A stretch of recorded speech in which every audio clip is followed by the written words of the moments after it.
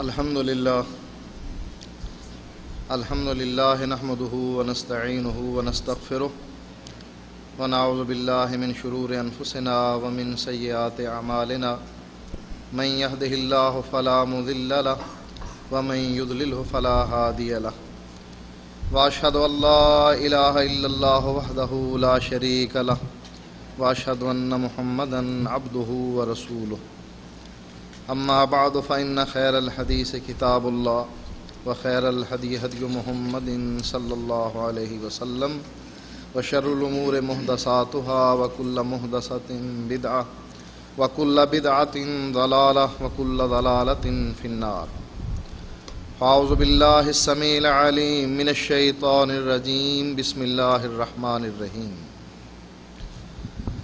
فلا وربك لا يؤمنون حتى يحكموك فيما شجر بينهم ثم لا يجدوا في أنفسهم حرجا مما قضيت ويسلموا تسليما.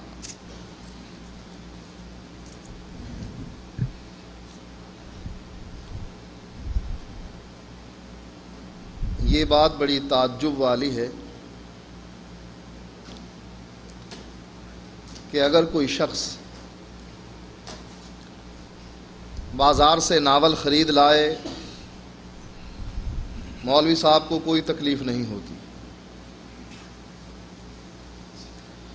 اور اگر مولوی صاحب کو یہ پتہ لگ جائے کہ یہ بازار سے بخاری شریف لے آئے ہیں، ان کا پہلا فتویٰ یہ ہوتا ہے کہ بخاری پڑھنے سے آپ گمراہ ہو جائیں.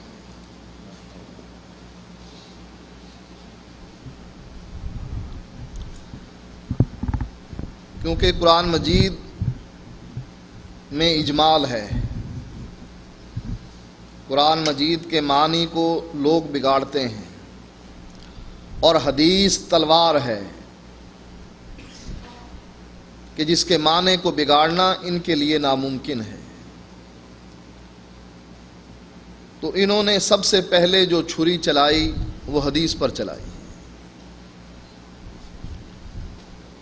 انہوں نے چور دروازے کھولے. آخر اس کی وجہ کیا ہے؟ مفتی صاحب کا یہ فرمانا،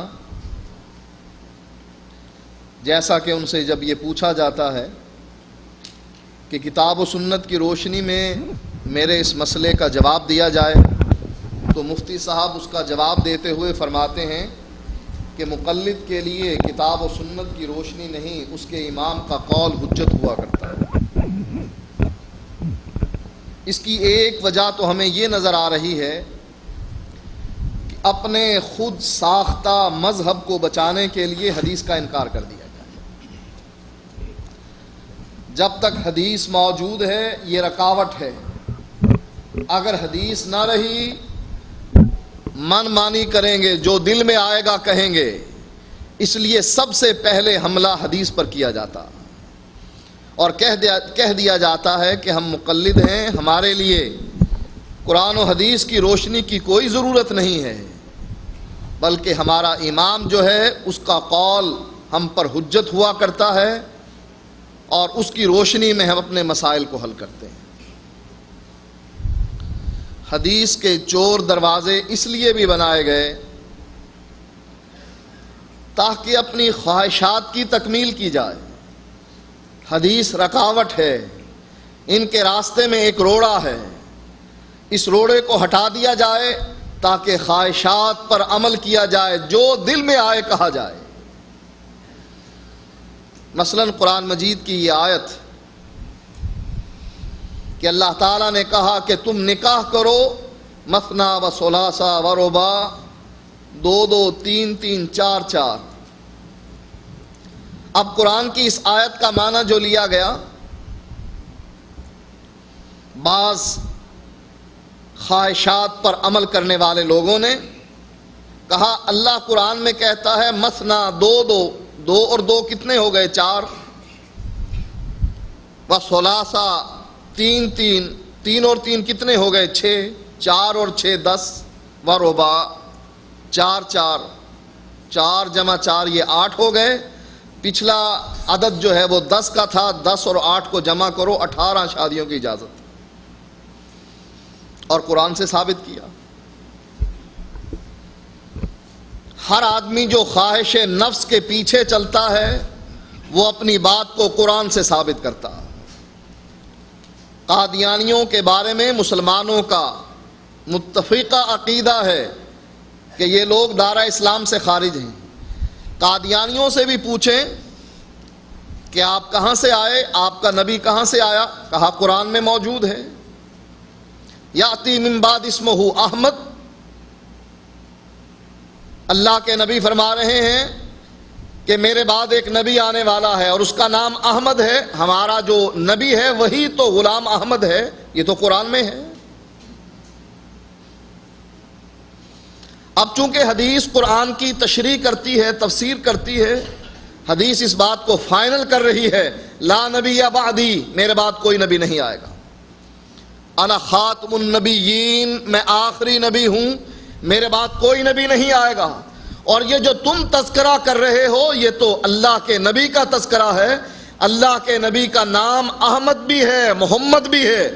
عیسیٰ علیہ السلام بتلا رہے ہیں کہ یاتی من بعد اسمہ احمد، میرے بعد ایک نبی آنے والا ہے، اس کا نام احمد ہے، اس سے مراد محمد الرسول اللہ۔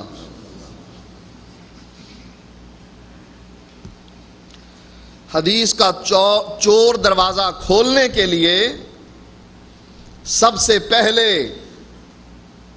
نبی کی عزت پر حملہ کیا جاتا ہے۔ نبی کے قول کو رد اس طریقے سے کیا جاتا ہے کہ اللہ اور نبی کی لڑائی کروائی جاتی ہے کہ نعوذ باللہ اللہ کچھ کہہ رہا ہے، نبی کچھ کہہ رہا ہے۔ اب بتلائیے جب اللہ اور نبی میں اختلاف پیدا ہو جائے، اللہ کو مانا جائے یا نبی کو مانا جائے؟ اپنے مسلک کو بچانے کے لیے اللہ اور اس کے رسول کی لڑائی کروائی جاتی ہے، دونوں کا مقابلہ اور ٹکراؤ کروایا جاتا ہے۔ جب دونوں کی باتیں آمنے سامنے آ جاتی ہیں پھر پوچھا جاتا ہے اب بتلاؤ اللہ کو مانتے ہو، اللہ کی بات کو مانتے ہو یا نبی کی؟ نبی کا مقام چونکہ کم ہے، اللہ کا مقام اونچا ہے، لہٰذا اللہ کی بات کو مانا جائے گا اور نبی کی حدیث کو رد کر دیا جائے گا۔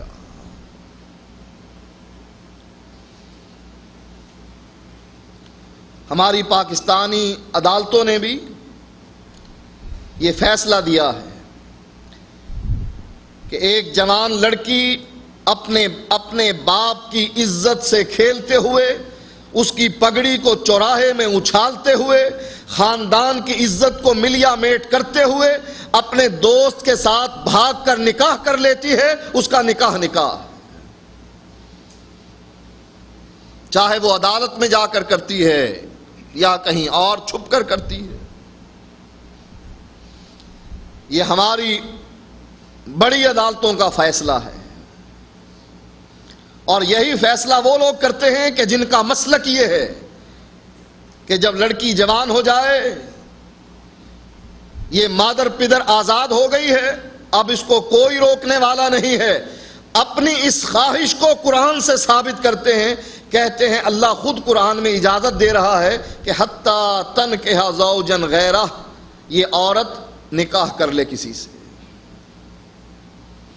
یہاں عورت کو مالک بنایا گیا ہے کہ عورت نکاح کر سکتی ہے، لہذا ولی کی جو شرط ہے، اللہ کے نبی جو یہ فرما رہے ہیں کہ جو عورت نکاح کرتی ہے بغیر اذن ولیہا فنکاحھا باطل باطل باطل، کہا اس حدیث کو ہم نہیں مانیں گے، اس حدیث کو رد کر دیا جائے گا، اس لیے کہ یہ اللہ کے قول سے ٹکرا رہی ہے۔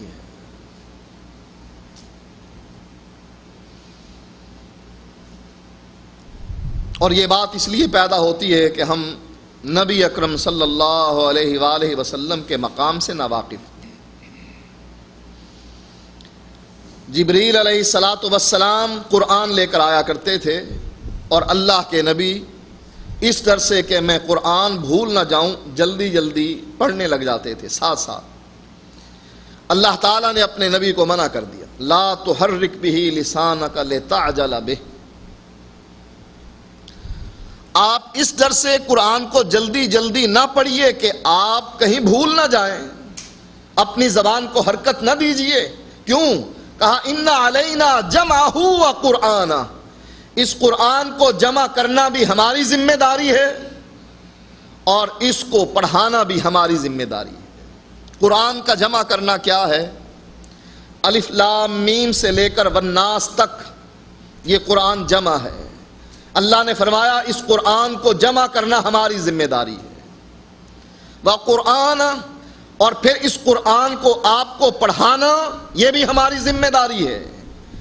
جبریل آ کر اللہ کے نبی کے ساتھ رمضان میں ہر سال دور کیا کرتے تھے، اور جس سال اللہ کے نبی فوت ہوتے ہیں جبریل آپ کے ساتھ قرآن کا دو مرتبہ دور کرتے ہیں۔ یہ ہے وہ قرآن، قرآن کو پڑھانا کہ اللہ کے نبی بھول نہ جائیں۔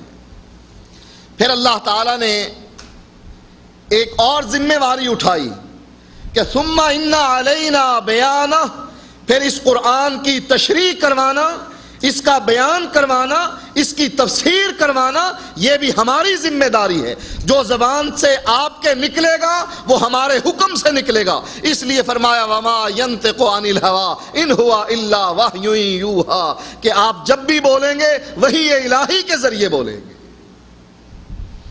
آپ اپنے اجتہاد اور قیاس سے کسی مسئلے کو حل نہیں کریں گے۔ نبی اکرم صلی اللہ علیہ وآلہ وسلم سے سوال کیا جاتا ہے کہ اللہ کے نبی بہترین جگہ کون سی ہے اور بری جگہ کون سی ہے؟ فرمایا مجھ کو معلوم نہیں، جبریل آئیں گے میں ان سے پوچھوں گا۔ جبریل آئے، اللہ کے نبی نے پوچھا جبریل بہترین جگہ کون سی ہے اور بری جگہ کون سی ہے؟ کہا اللہ کے نبی مجھ کو بھی پتہ نہیں، میں بھی پوچھ کر بتلاؤں۔ جواب لے کر آئے اور آ کر کہنے لگے اللہ کے نبی میں آج اللہ کے اتنے قریب ہوا جتنا اس سے پہلے کبھی قریب نہ ہوا تھا، لیکن پھر بھی میرے درمیان اور اللہ کے درمیان 70,000 نور کے پردے تھے۔ اللہ تعالیٰ نے مجھ کو بتلایا بہترین جگہ مساجد ہیں اور بری جگہ بازار ہیں۔ اس بات سے یہ ثابت ہوتا ہے کہ اللہ کے نبی جو بات بیان کرتے ہیں وہی الہی کے ذریعے بیان کرتے ہیں، اور اللہ تعالیٰ کی یہ ڈیوٹی، اللہ تعالیٰ کی یہ ذمہ داری جو اللہ تعالیٰ نے اپنے بارے میں یہ کہا ہے کہ ثم ان علینا بیانہ، پھر اس قرآن کی تفسیر کروانا، اس کا بیان کروانا یہ ہماری ذمہ داری ہے، آپ کی نہیں ہے۔ اس لیے جس آدمی کا یہ نظریہ ہے کہ اللہ کچھ کہتا ہے نبی کچھ کہتا ہے اس کا عقیدہ ہی غلط ہے۔ جو اللہ کہتا ہے اس میں اجمال ہے، اور جو نبی بیان کرتا ہے اس میں تفصیل ہے۔ قرآن کی آیت کا وہ معنی لیا جائے گا جو معنی خود نبی اکرم صلی اللہ علیہ وآلہ وسلم بیان کر رہے ہیں۔ اس کی بہت سی مثالیں آپ کے سامنے ہیں۔ قرآن مجید میں اللہ تعالیٰ فرماتا ہے حرمت علیکم المیتۃ، تم پر مردار حرام ہے۔ اب مردار کی ڈیفینیشن کیا ہے؟ جو خود مر جائے، جس کو ہم ماریں، جس کو ہم ذبح کریں اللہ کا نام لے کر، وہ تو حلال ہو گیا، اور جو خود مر جائے وہ حرام، وہ میتہ مردار کے حکم میں آتا ہے۔ اب آپ تمام لوگ مچھلی ذبح کر کے کھاتے ہیں، یا مچھلی مارکیٹ میں مری ہوئی ملتی ہے۔ مری ہوئی مچھلی وہ لوگ بھی کھاتے ہیں جو منکرین حدیث ہیں، وہ لوگ بھی کھاتے ہیں جو حدیث پر حملہ کرتے ہیں، وہ لوگ بھی کھاتے ہیں جو حدیث کو حجت نہیں مانتے۔ اور جب ان کو یہ کہا جائے کہ قرآن تو اس مچھلی کو حرام کہہ رہا ہے اور تم اپنا پیٹ بھرنے کے لیے قرآن کے اس حکم سے انکار کر رہے ہو، آخر اس کی وجہ کیا ہے؟ ہم سے کوئی پوچھے کہ آخر اس کی وجہ کیا ہے کہ قرآن مردار کو حرام قرار دے رہا ہے اور ہم مچھلی اور ٹڈی کی صورت میں مردار مری ہوئی مچھلی کھاتے ہیں، آخر اس کی وجہ کیا ہے؟ نبی اکرم صلی اللہ علیہ وآلہ وسلم فرماتے ہیں احل لنا المیتتان والدمان، اللہ تعالیٰ نے ہمارے لیے 2 مردار اور 2 خون حلال کر دیے۔ حضرت عمر رضی اللہ تعالی عنہ کے ذہن میں بھی ایک مرتبہ یہ بات آئی تھی کہنے لگے اللہ کے نبی قرآن تو کہتا ہے ان خفتم ان یفتنکم الذین کفروا، اگر تمہیں ڈر ہو اس بات کا کہ کافر تمہیں فتنے میں ڈال دیں گے تو پھر نماز قصر ادا کرنے میں کوئی حرج نہیں۔ لا جناح علیکم ان تقصروا من الصلاۃ، کوئی حرج نہیں اگر تم نماز قصر کرو، نماز کو کم پڑھو، ایسی صورت میں کہ تمہیں ڈر ہو کہ کافر تمہیں فتنے میں ڈال دیں گے یا تم پر حملہ کر دیں گے تو کوئی گناہ کی بات نہیں۔ حضرت عمر اللہ کے نبی سے کہنے لگے اللہ کے نبی اب تو ہم امن کی حالت میں ہیں، کوئی ڈر نہیں، اب بھی ہم قصر پڑھتے ہیں۔ سفر کی حالت میں جب ہم جاتے ہیں نماز قصر ادا کرتے ہیں۔ نبی اکرم صلی اللہ علیہ وآلہ وسلم فرمانے لگے کہ یہ اللہ تعالیٰ کا ہم پر انعام ہے، اس انعام کو قبول کر لینا چاہیے۔ حضرت عمر بھی جانتے تھے کہ قرآن کچھ کہہ رہا ہے، لیکن چونکہ قرآن کو نبی اکرم صلی اللہ علیہ وآلہ وسلم کی زبان سے سیکھا جائے گا، اس لیے حضرت عمر بھی خاموش ہو گئے کہ قرآن کی جو تفسیر اللہ کے نبی کر رہے ہیں وہی حجت ہے، اور جنہوں نے اپنے مسالک کو بچانا ہوتا ہے وہ نبی اکرم صلی اللہ علیہ وآلہ وسلم کی حدیث کو اللہ کے قرآن سے ٹکرا دیتے ہیں اور حدیث کو رد کر دیا جاتا۔ اب قرآن مجید یہ بات کہتا ہے فَاقْرَؤُوا مَا تَيَسَّرَ مِنَ الْقُرْآنِ، کہتے ہیں دیکھیے قرآن کہہ رہا ہے جہاں سے مرضی پڑھو، نماز میں قرات کرو، جہاں سے مرضی کرو جو تمہیں میسر ہو۔ اور اللہ کے نبی فرماتے ہیں لا صلاۃ لمن لم یقرأ بفاتحۃ الکتاب، جو سورۃ فاتحہ نہیں پڑھتا اس کی نماز نہیں ہوتی۔ قرآن کچھ کہہ رہا ہے، اللہ کے نبی کچھ کہہ رہے ہیں، کہتے ہیں ہم قرآن کو مانیں گے، نبی اکرم صلی اللہ علیہ وآلہ وسلم کی اس حدیث کو اس کی تعویل کریں گے اور کہیں گے اس سے یہ مراد نہیں ہے کہ نماز نہیں ہوتی، ہاں یہ کہہ دیں گے کہ کامل نماز نہیں ہوتی۔ قرآن کہتا ہے وَارْكَعُوا مَعَ الرَّاكِعِينَ، رکوع کرنے والوں کے ساتھ رکوع کرو، اور نبی اکرم صلی اللہ علیہ وآلہ وسلم اپنے صحابی سے کہہ رہے ہیں ارجع فصلی فإنک لم تصلی، جا جا کر نماز پڑھو، تم نے نماز نہیں پڑھی۔ وہ دوسری مرتبہ گیا، آ کر کہنے لگا السلام علیک یا رسول اللہ، آپ نے فرمایا وعلیک السلام ارجع فصلی فإنک لم تصلی، جاؤ جا کر نماز پڑھو، تم نے نماز نہیں پڑھی۔ تیسری مرتبہ گیا، اللہ کے نبی نے پھر یہ فرمایا، کہنے لگا اللہ کے نبی مجھ کو پھر نماز سکھلائیے کہ میں نماز کیسے پڑھوں۔ حدیث میں آتا ہے کہ لا یتم رکوعہا ولا سجودہا، یہ رکوع اور سجدہ اطمینان سے نہیں کر رہا تھا، اس لیے اللہ کے نبی نے اس کو واپس جانے کا حکم دیا۔ اب اطمینان اللہ کے نبی نے کیا فرمایا اس صحابی کو، اذا قمت الى الصلاة فکبر ثم اقرأ ما تيسر معك من القرآن ثم اركع حتى تطمئن راكعا ثم ارفع حتى تطمئن قائما ثم اسجد حتى تطمئن ساجدا۔ اللہ کے نبی نے فرمایا رکوع کرو اور اطمینان سے رکوع کرو، رکوع کے بعد کھڑے ہو جاؤ، اطمینان سے کھڑے ہو جاؤ۔ یہ ہم قوما اور جو جلسہ کرتے ہیں اسی حدیث کی وجہ سے کرتے ہیں۔ ثم افعل ذلك فی صلاتک کلھا، پھر اپنی ساری نمازوں کو اسی طریقے سے ادا کرو۔ صحابی رسول کی وہ نماز جو بغیر اطمینان کے پڑھی گئی، اللہ کے نبی نے فرمایا نہیں ہوگی۔ آپ نے 3 مرتبہ اس کو نماز پڑھائی، اور جب اس کو پڑھنے کا طریقہ نہ آیا، اللہ کے نبی نے طریقہ سکھایا، ثابت یہ ہوا کہ نماز وہی قبول ہوگی جو نبی اکرم صلی اللہ علیہ وآلہ وسلم کے طریقے سے پڑھی جائے۔ اب احناف نے یہ اصول گھڑ لیا کہ اللہ فرماتا ہے وَارْكَعُوا مَعَ الرَّاكِعِينَ، رکوع کرو رکوع کرنے والوں کے ساتھ، اور رکوع کا معنی ہے جھکنا، جو آدمی جھک جاتا ہے اس کا رکوع کامل ہو جاتا ہے۔ اس میں اطمینان کے ساتھ رکوع کرنا اور اس میں تسبیحات پڑھنا یہ اللہ کی کتاب پر زیادتی ہے، لہٰذا ایسا کوئی حکم نہیں دیا جائے گا کہ رکوع وہ رکوع قرار دیا جائے گا کہ جو رکوع اطمینان کے ساتھ کیا جائے۔ اب یہ اللہ اور اس کے رسول کو ٹکرایا جا رہا ہے، اللہ کچھ کہہ رہا ہے اور اللہ کا نبی کچھ کہہ رہا ہے۔ اللہ قرآن مجید میں فرماتا ہے اذا قمتم الی الصلاۃ فاغسلوا وجوہکم، جب نماز کے لیے کھڑے ہو جاؤ تو اپنے چہروں کو دھو۔ کہتے ہیں یہاں اللہ دھونے کا حکم دے رہا، اب دھونے پر یہ شرط لگا دینا کہ ترتیب کے ساتھ دھویا جائے، کہا یہ غلط ہے، کوئی اگر پہلے پاؤں دھو لے تب بھی اس کا وضو ہو جاتا۔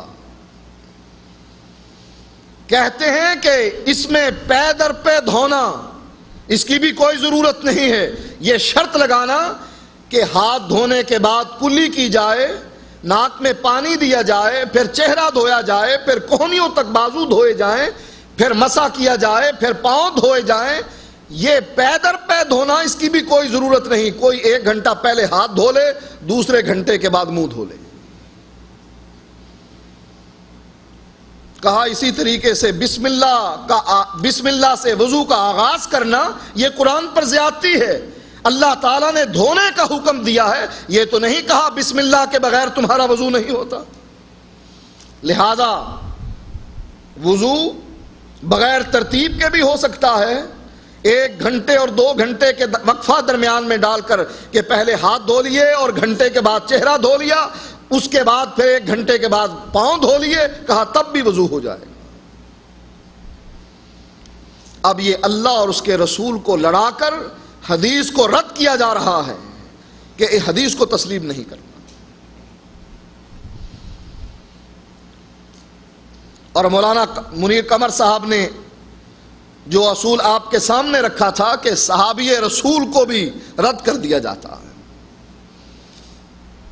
اور صرف صحابی رسول کو رد نہیں کیا جاتا، اصول کیا بنایا جاتا ہے؟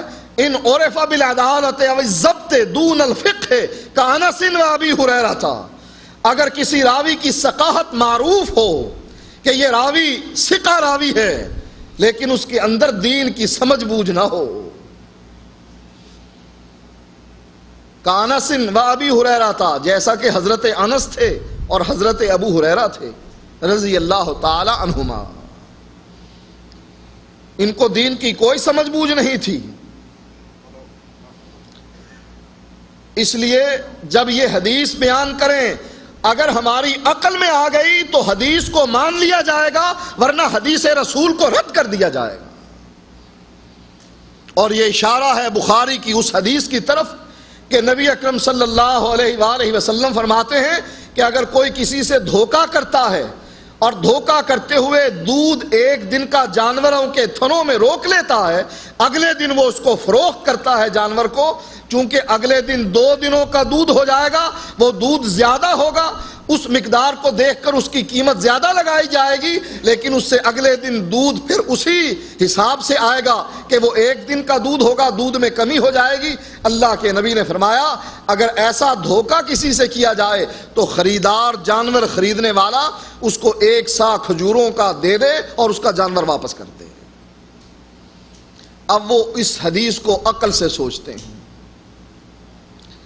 کہا دودھ کی قیمت معلوم نہیں کھجور کے برابر ہے یا کم ہے یا زیادہ ہے، لہذا چونکہ یہ عقل کے خلاف ہے، ہو سکتا ہے کہ صحابی رسول کہتے ہیں وَلَمْ يُدْرِكْ مراد رسول اللہ صلی اللہ علیہ وسلم، ہو سکتا ہے کہ حضرت انس اور حضرت ابو ہریرہ جو غیر فقیہ تھے وہ اللہ کے نبی کی بات کو سمجھ نہ پائے ہوں، اللہ کے نبی کچھ کہہ رہے ہوں اور یہ کچھ بیان کر رہے ہوں، لہٰذا جو حدیث ان کی عقل کے خلاف آئے گی اس حدیث کو رد کر دیا جائے گا۔ سارے دین کا بیڑا غرق ہو کر رہ جاتا ہے اگر یہ کہہ دیا جائے کہ اللہ کے نبی کچھ فرما رہے ہیں اور صحابی کچھ بیان کر رہے ہیں۔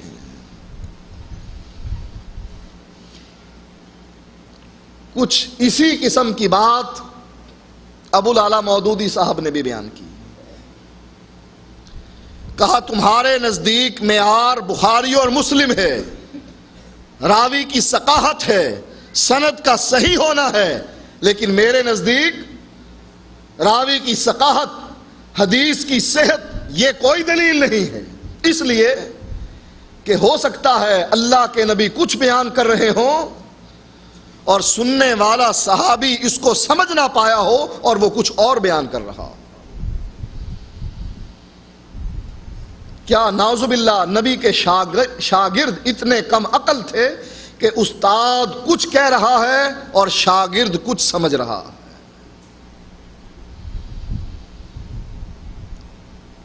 مودودی صاحب نے بھی حدیث کو عقل پر پرکھا. کسی نے سوال کیا یہ کانا دجال اس کے بارے میں آپ کا کیا خیال ہے؟ یہ کہیں مقید ہے کہ نہیں، کہیں قید کیا ہوا ہے کہ نہیں؟ کہا یہ ایک افسانہ ہے جو گھڑ لیا گیا ہے، کانا دجال کہیں بھی قید نہیں ہے. اس لیے کہ سائنس اتنی ترقی کر گئی ہے، اتنی ترقی کرنے کی وجہ سے لوگوں نے کائنات کا کونا کونا چھان مارا ہے. اگر کہیں کانا دجال زنجیروں میں جکڑا ہوا ہو تو وہ مل جائے، لیکن چونکہ ملا نہیں اس لیے نبی اکرم صلی اللہ علیہ وآلہ وسلم کی حدیث کو رد کر دیا جاتا. کہا افسانہ ہے، جھوٹ ہے.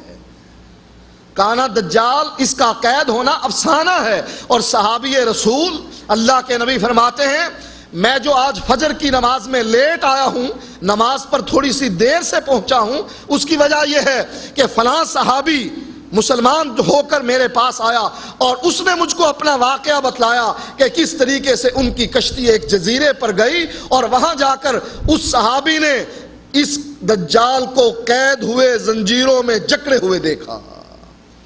اور اللہ کے نبی اس شہادت کے بعد، اس گواہی کے بعد خوش بھی تھے، مسکرا رہے تھے. آپ چونکہ اس سے پہلے دجال کے بارے میں اپنی امت کو باخبر کر چکے تھے اور یہ شہادت تھی اس صحابی کی کہ میں اپنی آنکھوں سے دیکھ کر آ رہا ہوں. صحابی کہہ رہا ہے میں دیکھ کر آ رہا ہوں، اللہ کے نبی تصدیق کر رہے ہیں، صحابہ کی جماعت بیٹھی ہوئی ہے اور ہم نے اللہ کے نبی کی اس حدیث کو افسانہ قرار دیا ہے کہ یہ جھوٹ ہے، کہیں بھی کانا دجال قید نہیں ہے، اس لیے کہ ہماری آنکھیں اس کو پا نہیں سکی.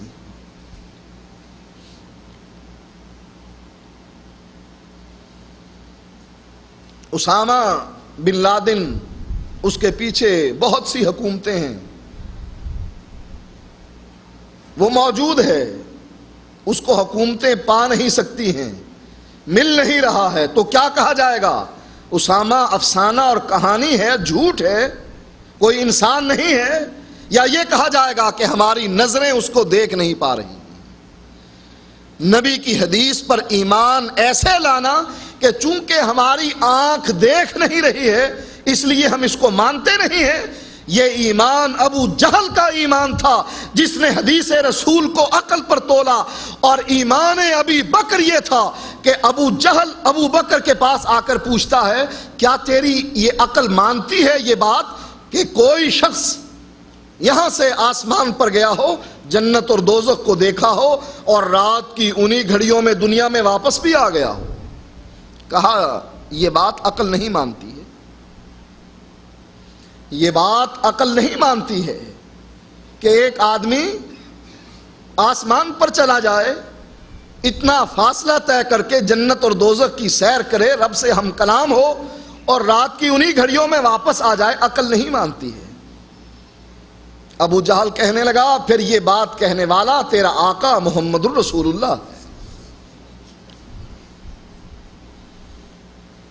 ابو بکر صدیق پوچھنے لگے ابو جہل کیا تو نے یہ بات میرے آقا کی زبان سے سنی ہے؟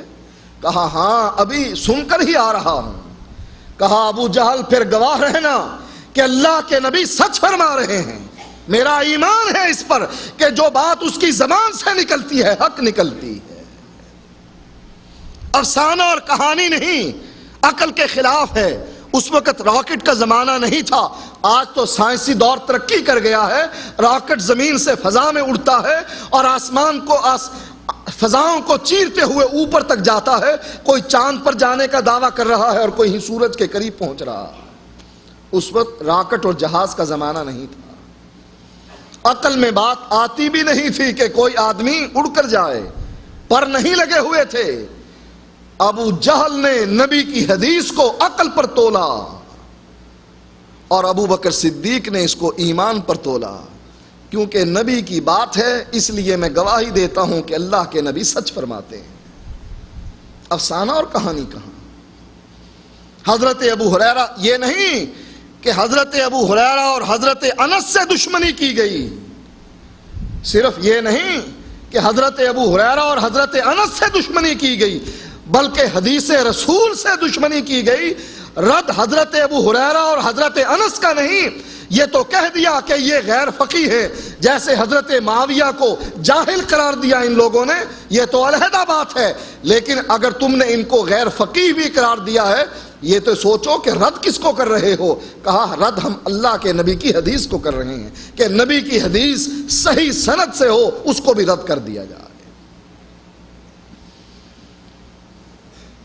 مودودی صاحب فرماتے ہیں کہ تمہارا معیار راویوں کی ثقافت ہے، سند کا صحیح ہونا ہے، لیکن ہمارا معیار اس سے مختلف ہے۔ ایک مزاج شناس رسول کی اصطلاح گھڑی ہے مودودی صاحب نے، کہا جو مزاج شناس رسول ہوا کرتا ہے وہ حدیث کو دیکھ کر پہچان لیتا ہے کہ یہ حدیث سند کے اعتبار سے کمزور ہے، لیکن چونکہ میرے مزاج میں یہ آ رہی ہے، میں مزاج شناس رسول ہوں، مجھ کو پتہ لگ گیا ہے کہ واقعی یہ فرمان اللہ کے نبی کا ہی فرمان ہے، چاہے حدیث ضعیف اور چاہے حدیث صحیح ہو، لیکن مزاج شناس رسول میں نہ آئی، اس سے مطابقت اس کی نہ ہوئی، کہا جائے گا تم حدیث کو صحیح ہونے کی وجہ سے مانتے ہو، لیکن میں چونکہ مزاج شناس رسول ہوں لہٰذا اس صحیح حدیث کو میں رد کر دوں گا، ضعیف حدیث کو مان لوں گا اور صحیح حدیث کو میں رد کر دوں گا۔ یہ ہمارا اپنا ان کا بنایا ہوا ایک معیار ہے۔ انکار حدیث کا چور دروازہ کیوں کھولا گیا؟ اپنے امام کے مذہب کو بچانے کے لیے ایک اصول گھڑا گیا۔ کہتے ہیں امام کرخی الاصل قانون بیان کرتے ہوئے انا کل خبر یجیء بخلاف قول اصحابنا فیحمل علی النسخ، کوئی بھی حدیث ذخیرہ احادیث میں سے کوئی بھی حدیث جو ہمارے ائمہ کے اقوال سے ٹکرا جائے گی، کہا جائے گا کہ نبی کی یہ حدیث منسوخ ہے۔ معیار کیا ہے؟ امام کا قول۔ حجت کیا ہے؟ امام کا قول۔ اگر نبی کی حدیث امام کے قول سے ٹکرا گئی، کہا جائے گا کہ نبی کی یہ حدیث منسوخ ہے، اس لیے کہ ہمارے امام کے قول سے کیوں ٹکرائی۔ جیسا کہ میں نے چند مثالیں آپ کے سامنے وہ قرآن کی رکھی، ان کے دل میں قرآن کا کوئی درد نہیں ہے کہ کوئی یہ سمجھے کہ یہ قرآن کی عظمت کے قائل ہیں۔ حضرت علی نے اپنے دور خلافت میں خارجیوں سے بحث کرنے کے لیے عبداللہ ابن عباس کو بھیجا اور ان سے یہ کہا کہ دیکھنا خارجی تم کو قرآن میں الجھائیں گے اور کہیں گے ان الحکم الا للہ، حکم صرف اللہ کا، لہذا معاویہ بھی کافر ہے اور علی بھی کافر ہے، نعوذ باللہ من ذالک۔ کہ انہوں نے حکم مان لیے، حکم اور چیز ہے، حکم اور چیز ہے۔ کہا انہوں نے حکم مان لیے، حکم غیر اللہ کا مان لیا، اس لیے یہ بھی مسلمان نہ رہا، وہ بھی مسلمان نہ رہا۔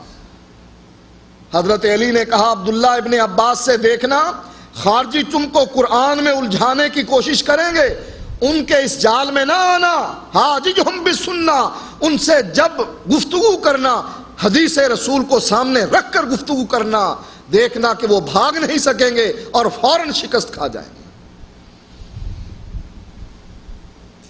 ان کے دل میں قرآن کا درد نہیں کہ یہ قرآن کی عظمت کے قائل ہونے کی وجہ سے نبی کی حدیث کو ٹھکرا رہے ہیں، بلکہ ان کے دل میں جو درد اٹھا ہے یا پیٹ میں جو مروڑ اٹھا ہے وہ اس لیے اٹھا ہے کہ نبی کی حدیث ہمارے مسلک کے مقابلے میں کیوں آئی۔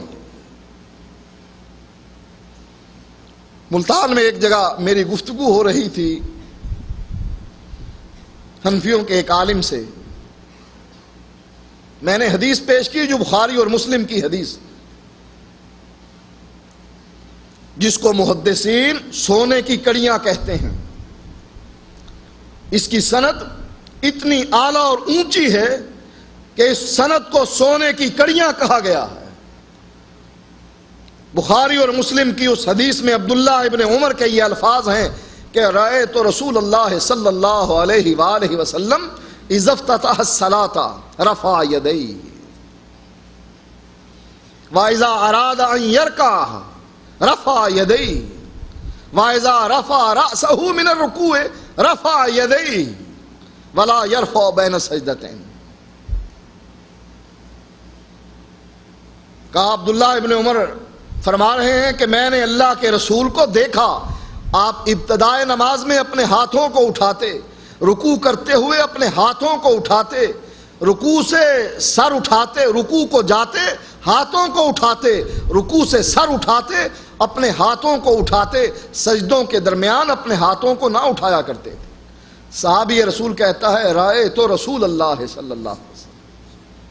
اب اس کے جواب میں کہنے لگے کہ یہ گلاس ہے، اس کے اندر پینسل ڈال دی جائے۔ اب پینسل گلاس میں ڈالنے کے بعد پینسل ٹیڑھی نظر آتی ہے، اصل میں ٹیڑھی نہیں۔ پانی میں پینسل پین قلم ڈالنے کے بعد وہ ٹیڑھا نظر آتا ہے، اصل میں وہ قلم ٹیڑھا نہیں۔ کہا یہی بات عبداللہ ابن عمر کی ہے، اللہ کے نبی کچھ کر رہے تھے اور وہ کچھ سمجھ رہے تھے۔ ہو سکتا ہے، کہتے ہیں ہو سکتا ہے اللہ کے نبی کے ہاتھ بندھے ہوئے ہیں، انہوں نے ہاتھ چھوڑے ہوں رکوع کے لیے، اور عبداللہ ابن عمر یہ سمجھنے لگے کہ اللہ کے نبی ہاتھ اٹھا رہے ہیں۔ آپ ہاتھ چھوڑ رہے تھے اور عبداللہ ابن عمر یہ سمجھ رہے تھے کہ آپ ہاتھ اٹھا رہے تھے، لہٰذا عبداللہ ابن عمر کی یہ بات قابل قبول نہیں۔ کیوں؟ اس لیے کہ ہمارے امام کے قول سے ٹکرا گئی، اور جب حدیث رسول امام کے قول سے ٹکرا جائے پھر وہ ماننے کے قابل نہیں رہی۔ اب یہ بات ذہن میں رکھیے کہ ان کے ذہن میں یہ بات نہیں ہے کہ قرآن کی عظمت کے یہ لوگ قائل ہیں اس لیے حدیث رسول کو ٹھکرا رہے ہیں، یہ بات قطعاً نہیں ہے۔ جن لوگوں نے حدیث کے چور دروازے کھولے ہیں وہ قرآن کو بھی امام کے قول سے ٹکرانے کے بعد رد کر دیا کرتے ہیں۔ اصول کرخی کے اسی صفحے پر پہلے یہ بات موجود ہے کہ قرآن کی اس ہر آیت کا انکار کر دیا جائے گا اور اس کو منسوخ سمجھا جائے گا کہ جو ہمارے امام کے قول سے ٹکرا جاتی ہے۔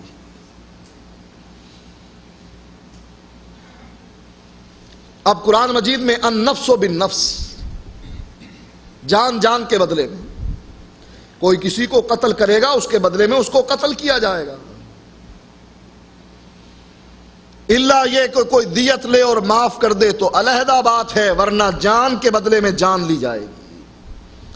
اگر ان کے دل میں درد ہوتا قرآن کا تو یہ کبھی مسئلہ نہ بناتے کہ من غرک صبیا او بالغا فی البحر فلا حد علیہ، کہ جو آدمی کسی بچے یا بڑے کو ڈبو کر پانی میں ہلاک کرتا ہے اس پر کوئی حد نہیں۔ یہ اس کتاب کا مسئلہ ہے کہ جس کے مقدمے میں یہ بات لکھی ہوئی ہے ان الہدایۃ کالقرآن، ہدایہ قرآن کی مانند ہے۔ اگر ان کے دل میں قرآن کی عظمت ہوتی تو قرآن کی اس آیت کے مقابلے میں اپنا مذہب نہ گھڑتے کہ اللہ تعالیٰ نے شراب کو حرام کیا، پھر پوچھا فَهَلْ أَنْتُمْ مُنْتَهُونَ، شراب پینے سے رکتے ہو یا نہیں رکتے؟ صحابہ کہنے لگے اللہ ہم رک گئے، اللہ ہم رک گئے، اور صحابی بیان کرتا ہے کہ مدینے میں جب حرمت شراب نازل ہوئی، اللہ نے شراب کو حرام قرار دیا، مدینے کی نالیوں میں شراب ایسے بہہ رہی تھی جیسے برسات کے موسم میں بارش کا پانی بہتا۔ جس کے ہاتھ میں جام تھا پلٹ دیا، سامنے مٹکا تھا توڑ دیا، محفل ختم کر دی، اس لیے کہ منادی کرنے والا گلیوں میں منادی کر رہا ہے اللہ کے رسول نے، اللہ تعالیٰ نے شراب کو حرام قرار دیا۔ اب اس کے مقابلے میں کیا مذہب گھڑا گیا؟ ما یتخذ من الحنطۃ والشعیر والعسل والذرۃ حلال عند ابی حنیفہ، جو شراب گندم سے تیار کی جائے، جو سے تیار کی جائے، شہد سے تیار کی جائے اور مکئی سے تیار کی جائے، حلال عند ابی حنیفہ تھا، امام ابو حنیفہ کے نزدیک وہ حلال ہے۔ قرآن کی عظمت کا درد اگر ان کے دل میں ہوتا، قرآن کی اس آیت کے مقابلے میں مذہب نہ گھڑتے۔ یہ ہارون رشید کو شراب اب یوسفی بنا کر پیش کیا کرتے تھے کہ یہ ہمارے مذہب میں حلال ہے۔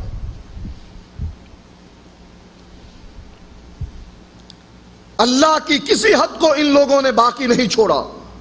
قرآن کی عظمت اگر سینوں میں ہوتی، اللہ کی حدوں کے مقابلے میں کوئی حد نہ بناتے، اللہ کی حدوں کو نہ گراتے، مسئلے نہ گھڑتے، لیکن کوئی حد، چاہے وہ چوری کی ہو، چاہے وہ بدکاری کی ہو، وہ شراب خوری کی ہو یا قتل کی ہو، کسی حد میں سے انہوں نے باقی کسی حد کو نہ چھوڑا۔ چوری کے طریقے گھڑ لیے، السارق والسارقۃ، اللہ کہتا ہے چور مرد ہو یا چور عورت ہو ان کے ہاتھ کاٹ دیے جائیں، انہوں نے مسئلہ گھڑ لیا۔ اگر چور کسی کے گھر میں داخل ہوتا ہے، وہاں سے مال چوری کرتا ہے اور اسی مالک مکان کی دیوار پر رکھ دیتا ہے، باہر سے آنے والا چور وہ مال اٹھا کر لے جاتا ہے، پھر بعد میں یہ 50-50 کر لیتے ہیں، نصف لی و نصف لک وَإِنَّ هَذَا قَوْمٌ هَالِكُونَ، کہا نہ اس کے ہاتھ کاٹے جائیں گے جو باہر سے اٹھا کر لے گیا، نہ اس کے ہاتھ کاٹے جائیں گے کہ جس نے اندر سے مال اٹھا کر دیوار پر رکھا۔ کہا کیوں؟ کہا عقل میں یہ بات نہیں آتی، جو چور داخل ہوا تھا مکان میں وہ تہجد پڑھنے کے لیے داخل ہوا تھا یا چوری کرنے کے لیے؟ کہا اس نے چوری تو کی، مانا اس نے مال اٹھایا، کہاں لے گیا؟ باہر اپنے گھر میں لے گیا؟ کہا نہیں، مالک مکان کی دیوار پر رکھا، پہلے کمرے میں تھا پھر دیوار پر رکھ دیا۔ کس کی دیوار ہے؟ مالک مکان کی۔ مال باہر لے کر گیا؟ نہیں، باہر والا جو لے کر جا رہا ہے، کہا وہ باہر سے لے کر جا رہا ہے، اندر تو داخل نہیں ہوا، جب تک اندر سے داخل ہو کر باہر نہیں جائے گا چوری نہیں ہوگی، لہٰذا نہ اس کے کاٹے جائیں گے نہ اس کے کاٹے جائیں گے۔ اور اگر کوئی 50-50 کے چکر میں نہ پڑے کہ سارا میرا ہو، کہا اس کا بھی طریقہ ہے۔ کہا کیا طریقہ ہے؟ کہا ایک گدھا لے لے، اس گدھے پر مال گھر میں داخل ہونے کے بعد اس پر لوڈ کر دے، لوڈ کرنے کے بعد ہاتھ اٹھا کر خالی ہاتھ گھر سے باہر نکل جائے۔ اب کس کے ہاتھ کاٹو گے؟ یہ جو داخل ہونے والا ہے، مال اٹھانے والا ہے، اس نے مال اٹھا کر کہاں رکھا؟ مالک مکان کے گھر میں موجود گدھے کی پیٹھ پر رکھا۔ باہر لے گیا؟ کہا نہیں لے گیا۔ کہا چوری تو تب ہوگی نا جب مال اٹھا کر دروازے سے باہر لے کر جائے۔ اب یہ باہر لے کر گیا نہیں، گدھے کو یہیں چھوڑا، خالی ہاتھ باہر نکلا۔ گدھا چونکہ اس کا اپنا تھا لہٰذا وہ اس کے پیچھے پیچھے چل کر گھر پہنچ گیا۔ کہا نہ گدھے کے ہاتھ کاٹے جائیں گے، وہ بے زبان ہے، نہ اس کے کاٹے جائیں گے، مال لے کر آنے والا گدھا ہے، یہ چور نہیں۔ اور اگر گدھا بھی میسر نہ ہو تو تب، اگر کوئی کمہار نہیں ہے، گدھا نہیں مل رہا، پھر کیا کرے؟ کہا باہر بیٹھ کر نقب لگائے، دیوار میں سوراخ کرے اور سوراخ کرنے کے بعد وہیں سے ہاتھ بڑھا کر مال نکال لے۔ کہا اس کا ہاتھ اندر گیا ہے، خود تو نہیں گیا، خود جاتا تو چوری کہلاتی، چونکہ ہاتھ اندر گیا ہے لہذا ہاتھ، صرف ہاتھ جانے پر چوری کی سزا نہیں ہوتی جب تک کہ خود داخل نہ ہو۔ قرآن کی عظمت اگر ان کے دلوں میں ہوتی یہ مسئلہ کبھی نہ گھڑتے. قرآن کی عظمت اگر ان کے دلوں میں ہوتی یہ مسئلہ کبھی نہ گھڑتے کہ اللہ تعالیٰ نے مدت رضاعت 2 سال قرار دی ہے، ہولین کاملین، 2 سال. لمن اراد ان یتم الرضاعہ، جس کا دل چاہے کہ وہ مدت رضاعت کو پورا کرے، 2 سال سے زیادہ دودھ نہیں پلا سکتی. کہا ہمارے امام کا مذہب یہ ہے کہ 2.5 سال دودھ پلائے، اور یہ ہدایہ میں لکھا ہے، ہدایہ میں لکھا. اللہ تعالیٰ نے قرآن مجید میں فرمایا کہ تمہاری مائیں وہ ہیں جو تم کو دودھ پلاتی ہیں. رضائی ماؤں کو مائیں قرار دیا. اللہ کے نبی نے فرمایا لا تحرم المسۃ ولا المسۃان ولا الاملاجۃ ولا الاملاجتان. اگر کوئی آدمی، کوئی لڑکا، کوئی چھوٹا بچہ کسی عورت کا دودھ پیتا ہے، 1-2 گھونٹ پینے سے وہ اس کی رضائی ماں نہیں بنتی. کہا اللہ قرآن میں تو کہہ رہا ہے کہ جس نے دودھ پیا چاہے 1 قطرہ بھی دودھ پیا ہو. کہتے ہیں اگر دودھ کی چائے بنا کر اس میں روٹی کا ٹکڑا بھگو کر بھی اگر منہ میں ڈال لیا ہے تب بھی یہ رضائی ماں بن جائے گی. اگر منہ کے ذریعے دودھ نہیں پیا، ناک کے ذریعے 1-2 قطرے حلق میں جا کر معدے میں پہنچ گئے ہیں تب بھی یہ رضائی ماں بن جائے گی. چونکہ اللہ تعالیٰ نے یہ تو نہیں کہا کہ 2-4 گھونٹ پینے سے کچھ نہیں ہوتا. اللہ کے نبی نے فرمایا ہے نا، لہٰذا اللہ کے نبی کی اس حدیث کو رد کر دیا جائے گا. کیوں یہ چور دروازے، آخر یہ چور دروازے کیوں کھولے جاتے ہیں؟ نبی سے محبت کی وجہ سے. اصل میں ہم اللہ کے نبی کی حیثیت کو تسلیم کرنے کے لیے تیار نہیں. اللہ نے جو نبی کی حیثیت بیان کی ہے لِتُبَيِّنَ لِلنَّاسِ مَا نُزِّلَ إِلَيْهِمْ، اگر قرآن کافی ہوتا، جیسا کہ بعض لوگ کہتے ہیں حسبنا کتاب اللہ، اللہ آسمان سے براڈ کاسٹ کر دیتا قرآن مجید کو کہ سب لوگ قرآن کو سن لیتے اور قرآن یاد کر لیتے اور قرآن پر عمل کرتے. یاد رکھو جب تک قرآن کے ساتھ حدیث شامل نہ ہوگی قرآن پر صحابی رسول بھی عمل نہیں کر سکتا. عربی زبان سے واقف ہے، نبی کا شاگرد ہے، قرآن پر عمل کرنا چاہتا ہے، نبی کی حدیث کے بغیر، نبی سے سمجھے بغیر قرآن پر عمل کرنا چاہتا ہے. جب تک نبی کے سامنے اس مسئلے کو نہ سمجھے، قرآن کی اس آیت کا معنی نبی سے نہ سمجھے، اس وقت تک قرآن کی اس آیت پر عمل اس کے لیے ناممکن ہے. ایک صحابی کو غسل کی ضرورت محسوس ہوئی، وہ باہر ریت کے ٹیلے پر گیا اور اپنے آپ کو ریت میں لت پت کر لیا.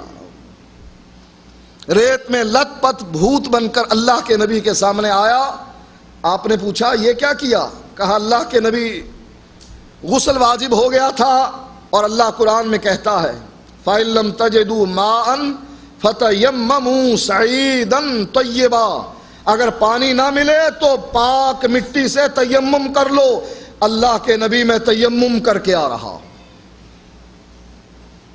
نبی اکرم صلی اللہ علیہ وآلہ وسلم نے فرمایا تیمم کا طریقہ یہ نہیں جو تو نے قرآن سے سمجھا.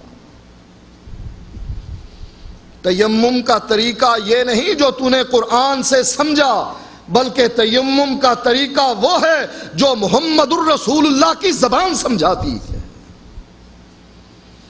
قرآن کو خود لغت کے ذریعے سمجھنا، قرآن کو اپنی قابلیت کے ذریعے سمجھنا یہ بے وقوفی ہے. قرآن کو سمجھو تو محمد الرسول اللہ کی زبان سے سمجھو. کیوں؟ اس لیے کہ صحابی رسول احادیث لکھا کرتے تھے. بعض ساتھیوں نے اس صحابی رسول پر اعتراض کیا، پوچھ کر لکھا کر، کون سی بات اللہ کے نبی کی لکھنے کے قابل ہے اور کون سی بات اللہ کے نبی کی لکھنے کے قابل نہیں ہے. آپ کبھی ناراض ہوتے ہیں، کبھی خوش ہوتے ہیں، کبھی گھر کے اندر ہوتے ہیں، کبھی گھر سے باہر ہوتے ہیں، ہر بات لکھ لیا کر، یہ عقل کے خلاف ہے۔ کبھی انسان غصے میں ہے، کبھی خوشی میں ہے، غصے میں جب پارا اوپر چڑھتا ہے کچھ کا کچھ کہہ دیتا ہے، اور جب خوش ہوتا ہے جذبات کی رو میں بہہ جاتا ہے۔ کیسے بہتا ہے؟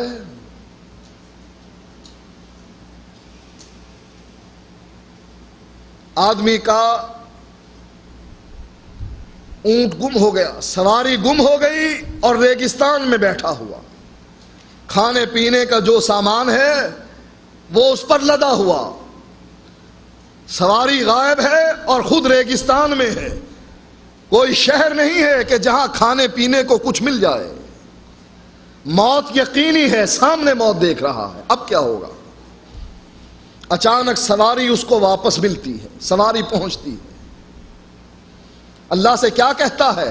انت عبدی وانا ربک۔ خوشی میں جذبات میں آ کر کیا کہتا ہے؟ انت ربی وانا عبدک، انت عبدی وانا ربک، تو میرا بندہ ہے اور میں تیرا رب ہوں۔ نبی اکرم صلی اللہ علیہ وآلہ وسلم نے فرمایا اللہ تعالیٰ اس آدمی کی زبان سے یہ کفریہ الفاظ جو خوشی کی وجہ سے نکل رہے ہیں، اللہ اس کو اگنور کر دیتا ہے اور اللہ تعالیٰ اس بندے سے خوش ہو جاتا ہے۔ جذبات میں آ کر انسان کلمہ کفر بھی کہہ بیٹھتا ہے، سمجھ نہیں آتی کیا کہہ رہا ہوں، کہنا تو یہ چاہیے تھا انا عبدی وانت ربی، میں تیرا بندہ تو میرا رب، کہنے لگا نہیں تو میرا بندہ میں تیرا رب۔ اے صحابی پوچھ کر لکھا کر، بعض دفعہ جذبات میں اللہ کے نبی کچھ کہہ جائیں اور تو اس کو بھی لکھ لیتا ہے۔ صحابی رسول لکھنا بند کر گئے، کہا نہیں لکھتے۔ اللہ کے نبی نے دیکھا ایک دن، کہا عبداللہ لکھتے کیوں نہیں؟ کہا لوگوں نے منع کر دیا ہے، لوگوں نے کہا کہ پوچھ کر لکھا کرو کہ کون سی بات لکھنے کے قابل ہے اور کون سی بات لکھنے کے قابل نہیں۔ نبی اکرم صلی اللہ علیہ وآلہ وسلم فرمانے لگے اے عبداللہ اس ذات کی قسم ہے کہ جس کے ہاتھ میں میری جان ہے، میری زبان سے جو بات نکلتی ہے حق نکلتی ہے، افسانہ نہیں، کہانی نہیں، جھوٹ نہیں، بلکہ حقیقت ہوتی ہے، حق ہوتی ہے، میرے ان دو ہونٹوں کے درمیان سے جو بات نکلتی ہے حق نکلتی ہے۔ کیوں یہ چور دروازے کھولے گئے؟ قرآن کی عظمت کے لیے نہیں، اپنے امام کے مذہب کو بچانے کے لیے، خود ساختہ مذہب جو گھڑا گیا ہے اس کو سامنے رکھتے ہوئے اس مسلک کو بچانے کے لیے نبی اکرم صلی اللہ علیہ وآلہ وسلم کی حدیث پر چھری چلا دی جاتی۔ میں دعویٰ نہیں کرتا، لیکن اللہ کی قسم ہے جو آدمی یہ دعویٰ کرے کہ حدیث حجت نہیں، میں کہتا ہوں 2 منٹ میرے سامنے بیٹھے اور قرآن کو ثابت کر جائے کہ یہ قرآن ہے، وہی قرآن ہے جو آسمان سے اترا ہے، منہ مانگا انعام دینے کے لیے تیار۔ یہ تو کہتے ہیں حسبنا کتاب اللہ، ہمیں اللہ کی کتاب کافی ہے، حدیث کی کوئی ضرورت نہیں۔ میں کہتا ہوں حدیث کے بغیر اس قرآن کو قرآن ثابت کر کے دکھاؤ۔ بتلائیے سب سے پہلی آیت قرآن کی کون سی اتری؟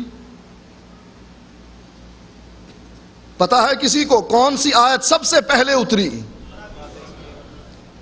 اقرأ بسم ربک الذی خلق، ہے کہاں پر یہ؟ 30ویں پارے میں۔ کس کے کہنے پر وہاں رکھا ہے؟ قرآن میں کہاں اللہ تعالیٰ نے فرمایا ہے اس کو 30ویں پارے میں رکھو؟ ہے اس کا کوئی جواب؟ کسی منکر حدیث کے پاس ہے اس کا یہ جواب کہ قرآن کی ترتیب یہ محتاج ہے حدیث کی؟ جب تک کہ حدیث قرآن کی ترتیب نہ دے گی قرآن کی ترتیب لگتی نہیں ہے، اس لیے کہ سب سے پہلے قرآن کی اقرأ بسم ربک الذی خلق یہ آیت اترنے والی 30ویں پارے میں رکھ دی گئی ہے۔ کس نے رکھا؟ حدیث نے۔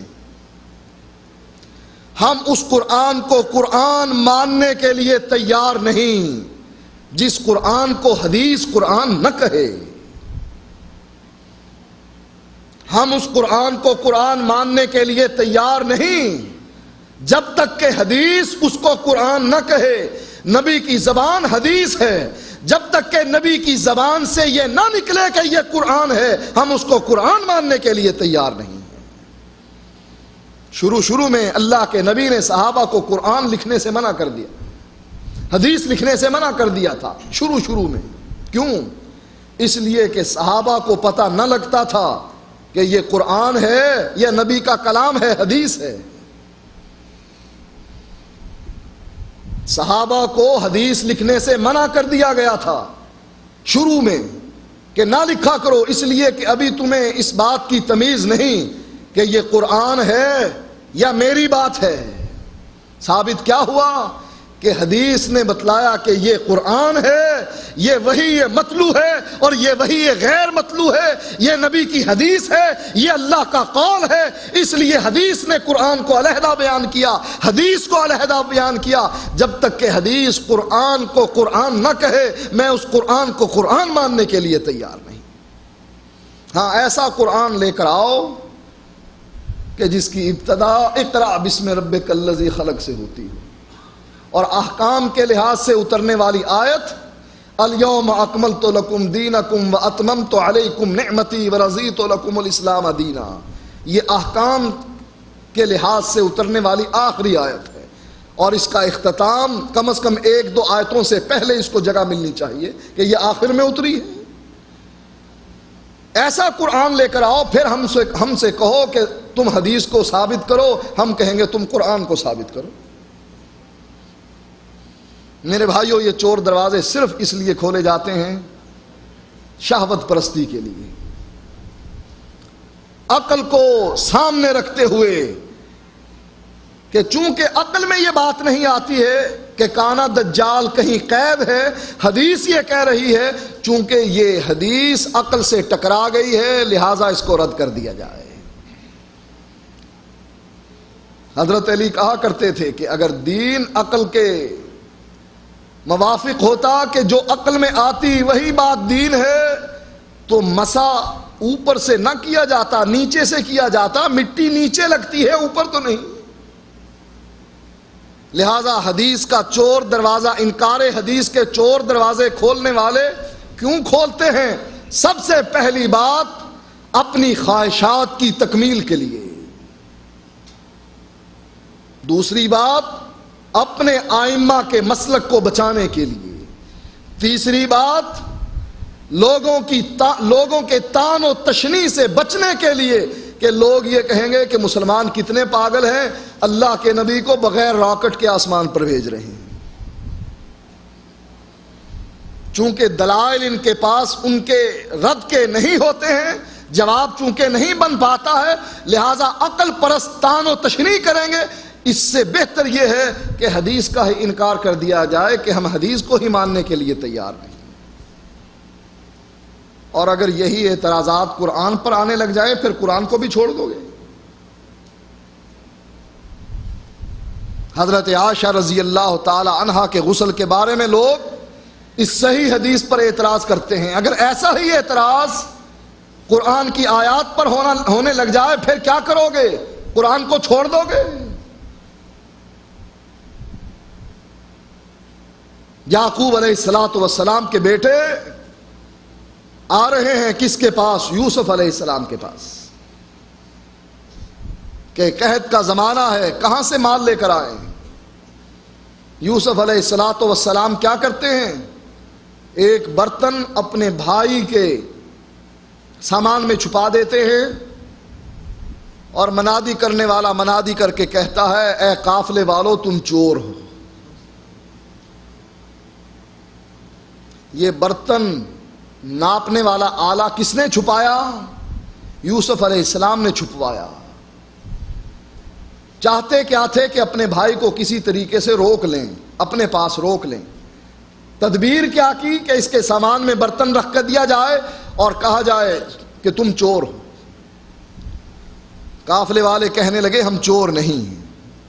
کہا اچھا یہ برتن اگر تمہارے سامان میں نکل آئے تو؟ کہا اس کی سزا یہ ہے کہ اسی کو اپنے پاس روک لیا جائے. یوسف علیہ السلام کے حکم سے پہلے باقی سامان کی تلاشی لی گئی، آخر میں ان کے جو بھائی ہیں ان کے سامان کی تلاشی لی گئی اور برتن نکال لیا گیا۔ یوسف علیہ السلام کے بھائی کہنے لگے اس کے ایک اور بھائی نے بھی چوری کی تھی۔ یوسف علیہ السلام کی طرف اشارہ تھا کہ اس کے ایک اور بھائی نے، اس کے سگے بھائی نے بھی چوری کی تھی۔ اپنے دل میں مسکرائے یوسف علیہ السلام۔ اللہ کیا کہتا ہے اس پورے ماجرے کے بارے میں؟ ذالک کدنا لیوسف، یہ تدبیر یوسف کو ہم نے سکھائی۔ کیا کہ کسی کے سامان میں برتن چھپایا جائے اور پھر قافلے والوں سے کہا جائے کہ تم چور ہو، پھر تدبیر یہ کی جائے سارے سامان کی تلاشی لینے کے بعد آخر میں اس کی لی تلاشی کہ کہیں کوئی یہ نہ کہے کہ یہ سازش تھی، پہلے ہی نکال لیا۔ اور سب کچھ کرنے کے بعد اللہ کیا فرماتا ہے؟ ذالک کدنا لیوسف، یہ ہم نے کروایا۔ اب جواب دو قرآن کی اس آیت کا۔ اعتراض کرنے والا قرآن پر اعتراض کرتا، کیا کہو گے؟ قرآن کو چھوڑ دیا جائے اس لیے کہ جواب نہیں ہے، یا قرآن کا دفاع کرو گے کہ یہ ہے طریقہ دفاع کرنے کا الگ؟ اس لیے جو اس ڈر سے کہ عقل کے خلاف ہے حدیث، ہم اس لیے چھوڑ رہے ہیں، یہ کوئی طریقہ نہیں، ورنہ قرآن کو بھی چھوڑنا پڑے گا۔ اس لیے صحیح بات یہ ہے کہ انسان اپنے امام کے مسلک کو بچاتے ہوئے نبی کی حدیث کو رد نہ کرے، اپنی خواہشات پر عمل پیرا ہونے کے لیے نبی کی حدیث کو رد نہ کرے، لوگوں کے طعن و تشنیع سے بچنے کے لیے نبی کی حدیث کو رد نہ کرے، بلکہ ایسے کہے جیسے صدیق اکبر نے ابو جہل سے کہا تھا، میرا ایمان ہے، عقل میں آتی ہے یا نہیں آتی، چونکہ اللہ کے نبی کا فرمان ہے لہذا حجت ہے۔ وآخر دعوانا الحمدللہ رب العالمین۔